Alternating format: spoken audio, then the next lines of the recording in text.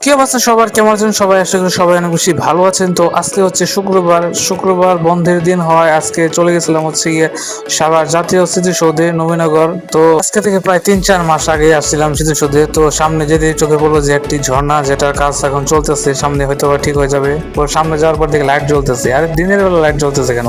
সামনে যেতে কি না, লাইট তো বন্ধ আছে, আমার চোখের ভুল। তারপরে হাঁটতে হাঁটতে চলে গেলাম হেলিপ্যাডের দিকে, সেলিব্রিটি আসছে দেখার জন্য। সেলিব্রিটিকে চোখে পড়তে অবাক আমি, হাই হাই, এ তো সেলিব্রিটি না, এটা তো টিকটকার।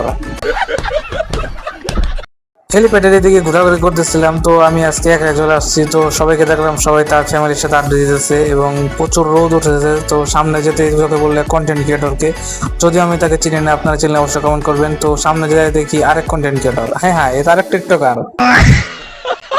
প্রায় এখন 5:30টার উপর বাজে, 5:37-এর মতো বাজে। তো সবাইকে এখন স্মৃতিসৌধ থেকে বের করে দিতেছিল, কারণ সময় 5টা পর্যন্ত, আপনারা সবাই জানেন। আমি ভদ্র ছেলের মতো বের হয়ে যাচ্ছি, কারণ 5:30টার উপরে যেহেতু বেজে গেছে, এখন আমাদের বের হয়ে যেতে হবে। সকাল 10টা থেকে স্মৃতিসৌধ খোলা থাকে বিকেল 5টা পর্যন্ত। আজকে গরম ছিল অত্যন্ত বেশি, তারপর প্রত্যেকটা মানুষ তাদের ফ্যামিলিকে নিয়ে ঘুরতে চলে আসছে এই সাভার জাতীয় স্মৃতিসৌধে। তো আমি বের হওয়ার সময় দেখলাম যে কিছু মানুষ এখনো তারা ভেতরে দিয়ে যাচ্ছে।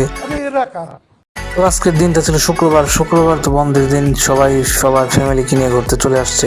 অবশেষে বের হয়েছি, এখন আছি আমি গেটের সামনে, একদম মেইন গেটের সামনে।